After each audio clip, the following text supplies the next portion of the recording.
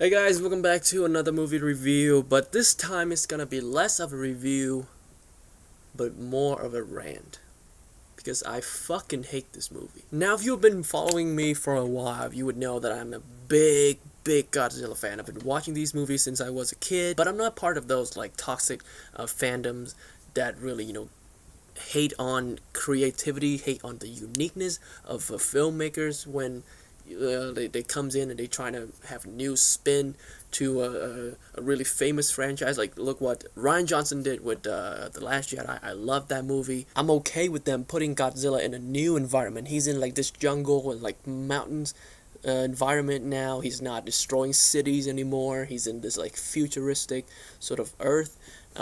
He is the biggest Godzilla ever, and they made a whole lot of changes with the Godzilla mythos, and I'm okay with that.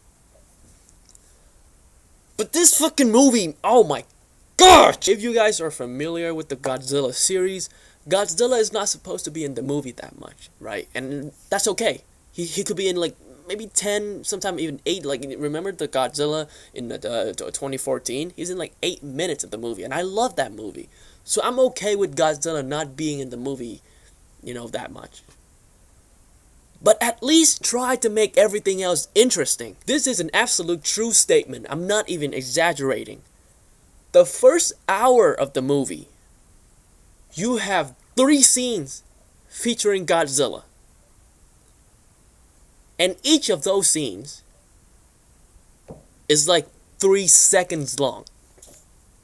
I'm not even kidding. The first one is a still image on a computer screen. The second one is footage from the last movie.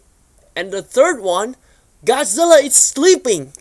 He is sleeping. Let's talk about the main character for a bit. He is atrocious. He is a terrible character.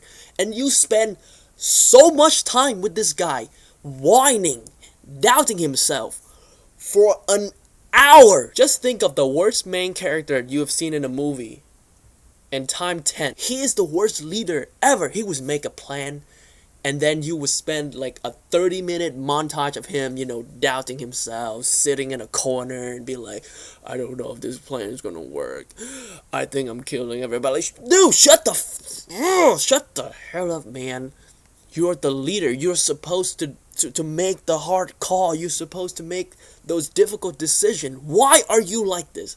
Why am I spending time with humans, with characters like this? You could have added so much more Godzilla into this movie with it being animated. But why would you spend all that time animating a boring human being when we could be spending so much more time with Godzilla? I really don't understand the logic behind this movie. For me, the 3 most important things when you'd make a Godzilla movie is the atomic breath, the iconic roar, and the iconic music, the score. Now, the atomic breath, it pisses me off that they call it the heat rays.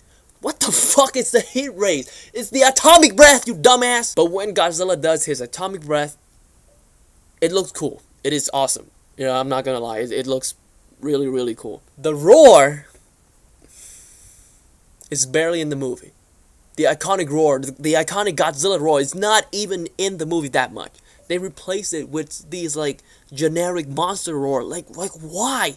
Why? And of course the music. The music, this has to be some of the worst movie score ever. It is so distracting. Like character would have like a really important conversation, right? That really, help drive the plot forward. And some potentially really, important character moments. But they are ruined with like these loud, upbeat music, kind of like K-pop. Like, why? Why would you put those music in such an intense scene? Sometimes the music is too loud, you can't even hear what they're saying. That's just how bad it is. That's how fucking bad this movie is. One of the best things about Godzilla as a giant monster is that he is not just a giant monster.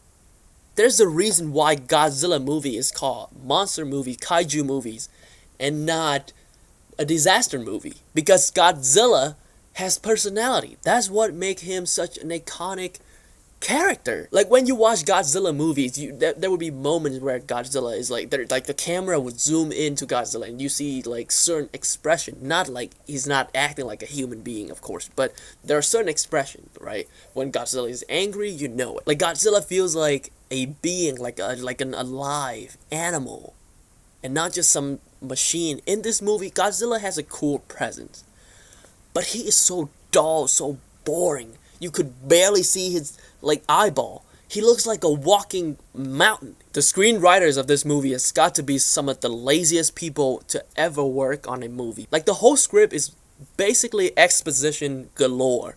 Like there are these two characters who is like, they're like this like alien race who prefer logic over emotion, and they're just kind of there to explain everything. Like everything that happened on screen, they would explain it and spoon feed it to the audience. They developed this new weapons to kill Godzilla called the Vulture. I thought the Vulture, even though it's not like the most original idea ever, it's actually pretty cool. It's actually one of the better aspects of the movie.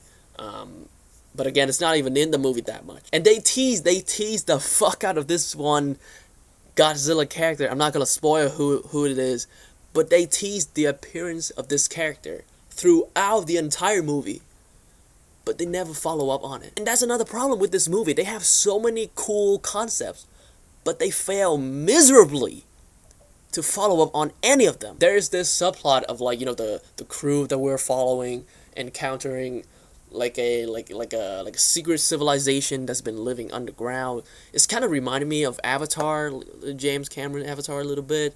And like the dynamic of the crew's members felt like Star Trek. And there's so many things that they could play with, but they didn't. You know what? Talking about this movie made me so mad. We're entering the age where everyone is trying to be Marvel. This movie has an end credit scenes. Granted, it's a pretty good end credit scene, I'm not gonna lie. It was actually my favorite scene of the entire movie. I had to wait an hour and 40 minutes to watch like little clips of that end credit scenes. And it was actually pretty good. It got me excited, and that was the first time and the only time that I felt genuine excitement in the movie, the end credit scene. So Netflix Godzilla City on the Edge of Battle is only an hour and 40 minutes, but it is without a doubt the longest movie that I've seen all years. And for that reason, I'm going to give this movie a 4 out of 10. I really hope they do something good with that third one, because this anime Godzilla series is supposed to be a trilogy, and this second one, it fell flat.